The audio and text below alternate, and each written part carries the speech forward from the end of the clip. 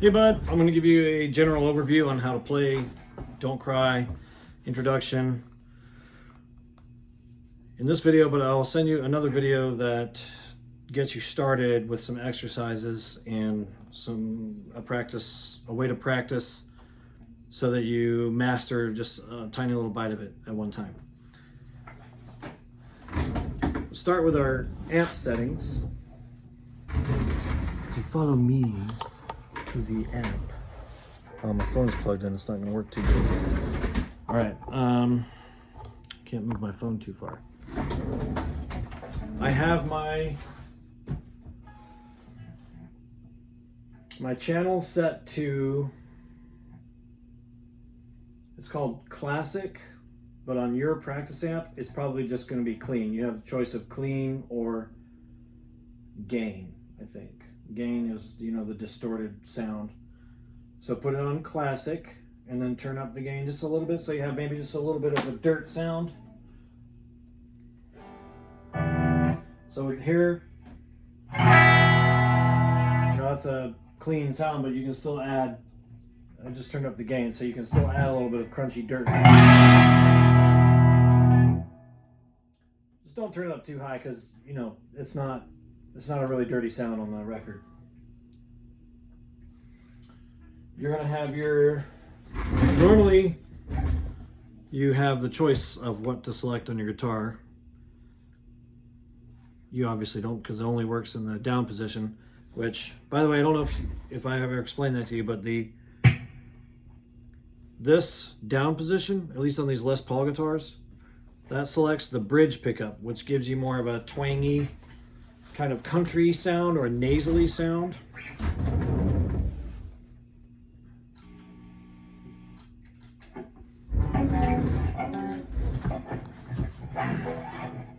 So you get your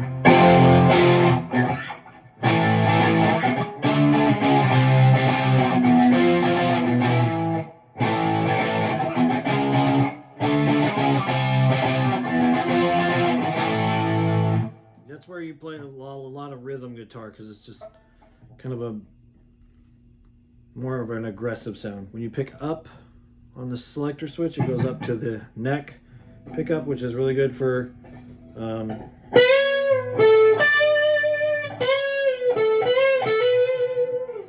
it's got more of a rounded kind of a woo sound versus a sound. So it's a lot of times it's used for solos, but I do think, my favorite guitarist Slash and many of the other favorite guitarists in the world often use the bridge pickup for solos because it can just sound kind of like mean and nasty and in your face, which is a good sound.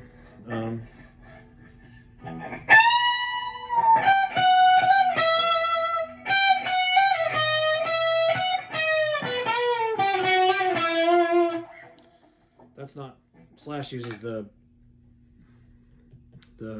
neck pickup in that solo, but just to demonstrate, like, it's a desirable sound sometimes for solos, but most of the time, rhythm guitar, you're going to be playing with the bridge pickup with the selector down. So for this song, you want to play with the selector down. You want to have your gain setting to kind of like a cleaner sound. And you could turn your tone knob down a little bit too. So these knobs, you may have figured this all out by now. These two are the volume knob. This is the volume knob for when the switch is up. So when the switch is up, these two switches, or these two knobs, control the sound.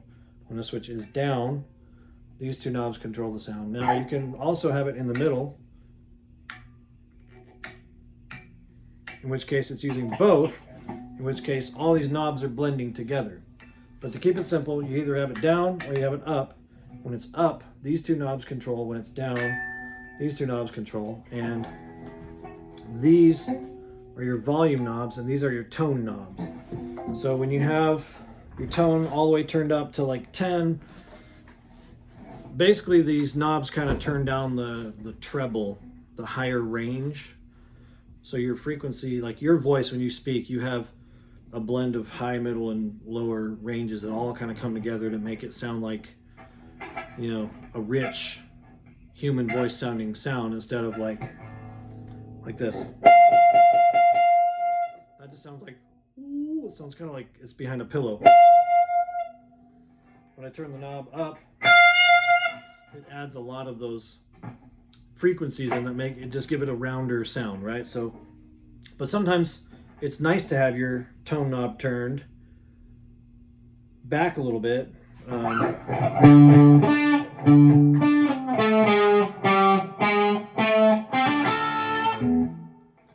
I'm going to turn the tone knob down a little bit, and for this song,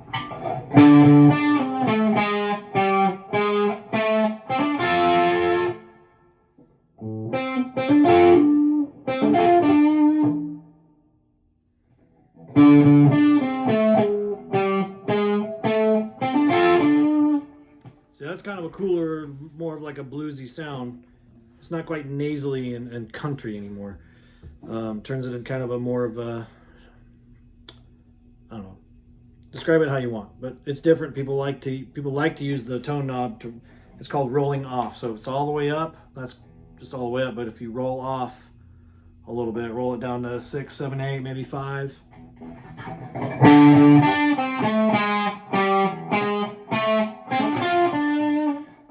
It just gives it just kind of takes a little bit of the edge off, you know, some of that high range.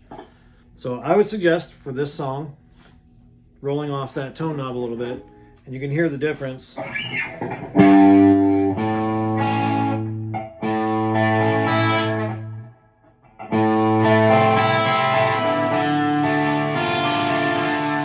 sounds pretty chimey, pretty clangy, pretty kind of piercing. But this sounds a little more muted and a little more subdued and more kind of like lullaby-ish, which this song is kind of supposed to be.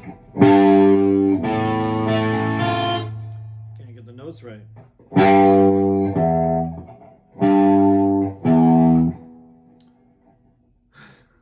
Sorry.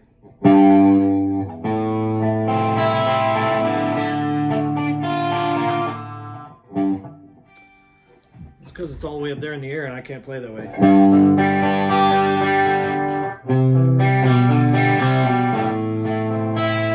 So you hear the difference in tone, I hope. I don't know, it's a cell phone recording, so maybe you don't. But experiment with your guitar, and hopefully you'll be able to hear the difference and learn how to use different tones for different effects or different sounds or vibes that you're going for when you're playing. So the chords are A minor, D minor, G power chord. And this is an interesting chord because, so normally I taught you to play power chords like this. But this power chord takes advantage of 5 of the 6 strings of the fretboard, and you can only do it in this position because this doesn't sound good. Actually, it kind of does, but that's a first position, a first inversion of that chord. Let me try it here.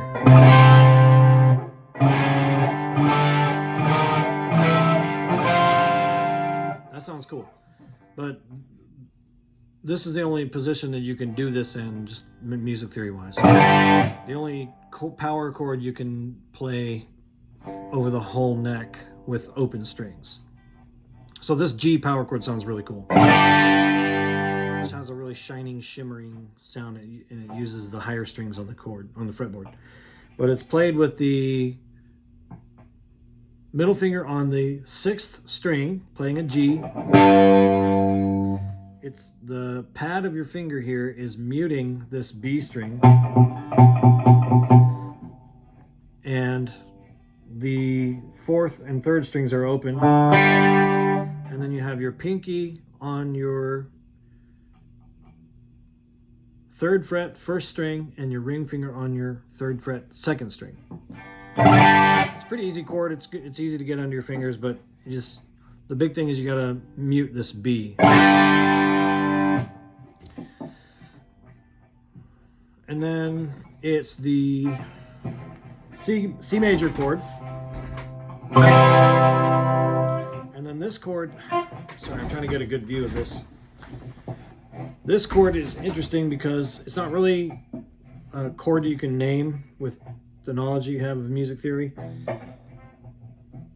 but it's pretty easy to play. So you just pick up your, so you play in the C chord, pick up your middle finger, you move it up one string, but keep it on the same fret. So instead of playing a C here on the 5th string now we're playing a B. But you play the C chord, and then you play this bastard chord, and then you go back to the A minor. So in all, it's let me show you how the string picking goes. So in the A minor, you play your 5th string, you skip the 4th string, and then you go 3, 2, 1, 2, 3.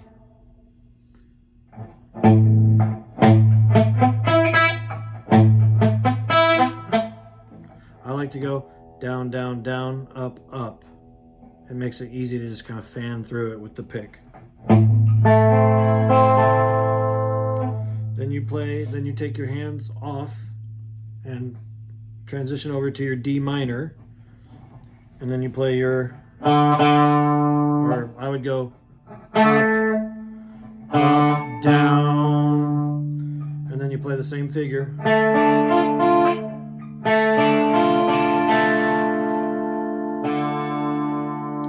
Then you transition to the G power chord. Then you skip your 5th string. Then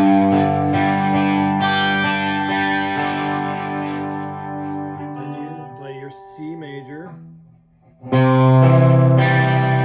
bastard chord. So you play C major, and then you play this little turnaround figure. All that is your ring finger and your middle finger. So it looks like this.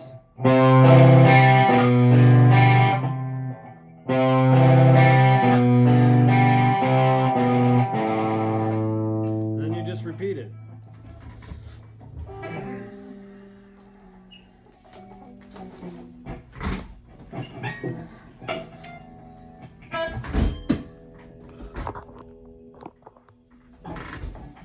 There we go, a little better. So it's A minor, skip a string, D minor,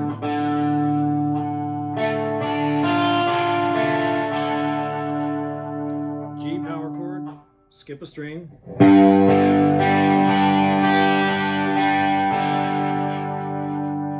C major,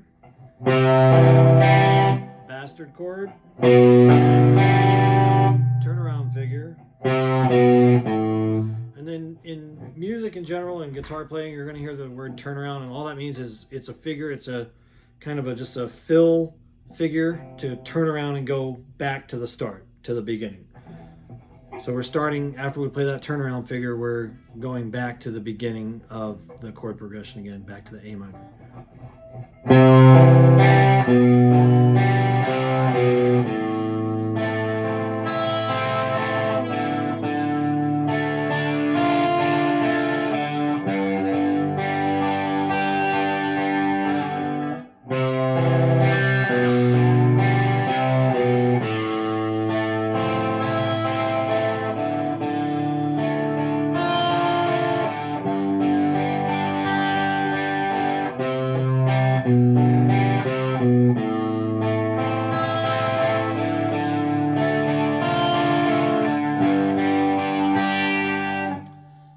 Then, once you played through the whole chord progression twice, so the second time you get to the G power chord, it's G on the 6th string, then you skip 2 strings, and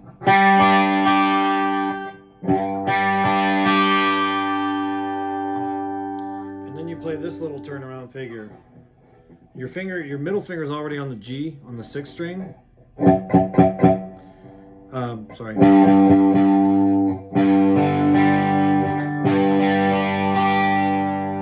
Then all you do is you just bring your index finger up here,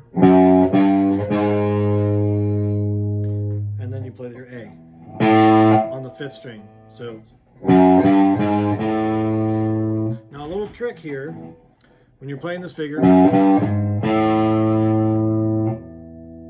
you hear that? That's the 6th string still vibrating from when I lifted my finger. You don't want to hear that. What you want to hear is no extra noise. So at first, when you're learning this, just keep your finger on there to mute the string, but bring your finger up, allow the sound to stop, kill the sound, and then play the A. So it's, now I'm exaggerating, your whole hand isn't going to flinch like that, but I'm trying to show you that I'm making a very slight movement that you can't see with the camera. But you're going to you want to mute that string while playing your A on the 5th string.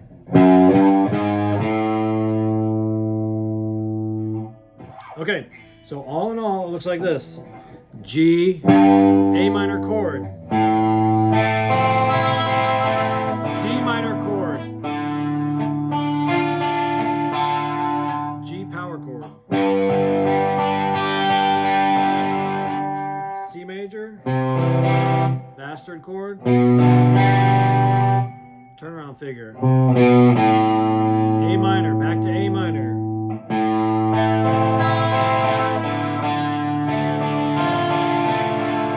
G power chord, skip 2 strings, turnaround figure with the mute. I'm just going to play through it a few times just to show you how I would practice it, how I do practice it. Man, you know, this has been my favorite song for 34 years, and I still haven't perfected it, so do better than I've done. Oh,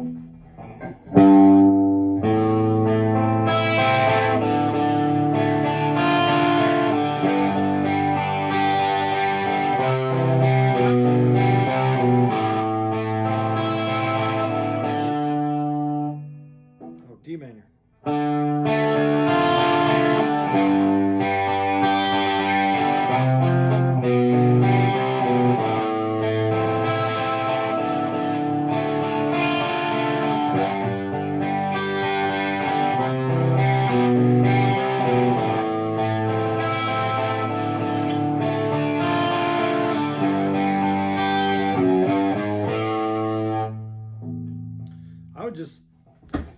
I'm going to show you another video, like I said, where I'm teaching you just the beginning part, like beginning couple beats, and I want you to just do that over and over until you master it and then move on.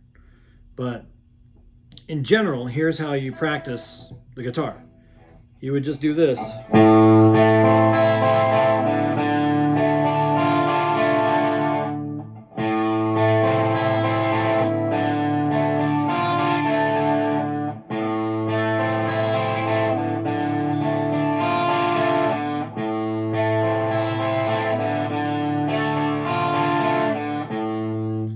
Play A to D, just those 2 chords over and over, back and forth.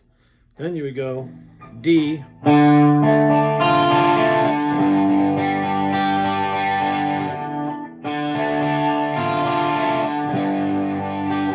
so you go from the D minor to the G to just do that over and over and over until you master it. And then you guessed it, G to the C.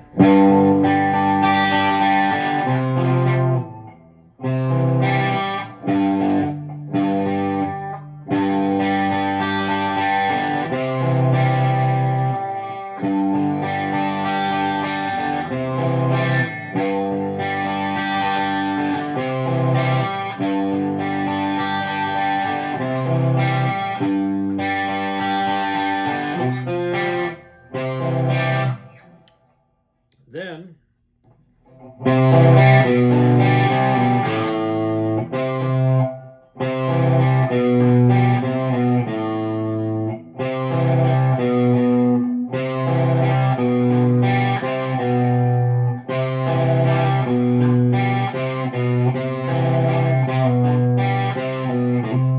I would just make an exercise out of just going back and forth between those two chords. And it doesn't matter if it's not the way it's played in the song. What you're doing is you're compressing the time frame it takes you to master this one transition. Because in guitar, it's not about learning the chords. This is easy. I learned how to do that day one. This is what's hard. The change from one note to the next is what's hard. Learning where to put your fingers, how to move them from string to string and fret to fret quickly and efficiently. And, it's like the old metaphor that I've used of being in one place in your school and wanting to go to the next. Well, if you're in the cafeteria and you want to go see your science teacher before you go to your math class, there's a specific route you have to take, and there's a very specific route for going from point A to point B in any place in your school or in your town you live in. But there's 1,000 points A and 1,000 points B that you could start from and want to go to. And it's the same with the guitar. You have, I want to start at C major, but I want to go to G power chord, or I want to go to the G major, or I want to go to this G major, or I want to go to the G minor. So I start at this chord, and I want to go to any number of other destinations. But when you're learning, you're going to have to just you just do it over and over by rote just to get that route down. So now, after you've driven from home to school 100 times, you have it down pat. You don't even have to think about it anymore. It's just that there's so many different places to start from and end at that you have to build each one of those transitions into your mind by just doing it over and over and over. So, good for you. You learned how to put your finger on the fretboard and play that chord. That's great. Well, that's just like 10% of what you need to learn, because the changes are the hard part. So this particular transition would look like, and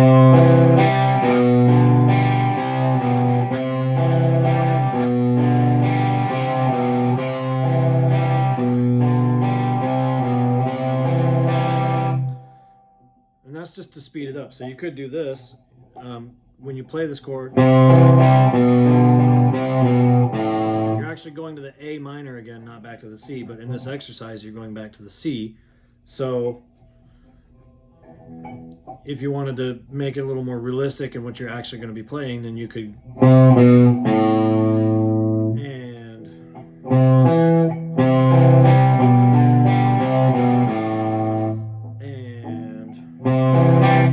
it's just unfortunately there's a little bit of dead space in there where you're not playing something. But then you can just create another exercise.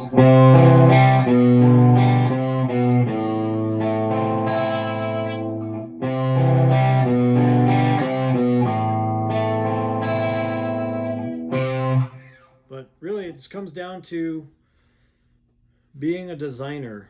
You have to be the one to design the exercise or the practice tactic that you're going to go for to master that particular change. And then once you mastered them all, then it's just a matter of putting them all together without stopping, which should be very easy. By the time you've done all this, you've done each one of these changes 100 times each or 1,000 times each, then to put them all together is just a no-brainer. It's like, well, I guess no, because you're going to have to, retrain yourself to play through the whole song instead of to play your exercise that you learned.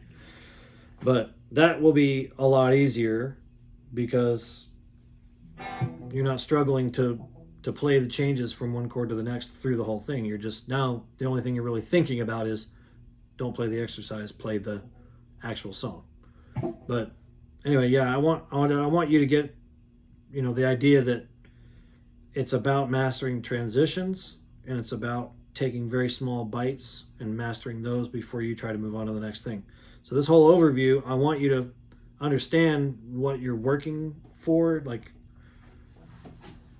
I want you to understand, kind of be excited about, okay, I understand this whole thing and I'm excited about being able to play it all.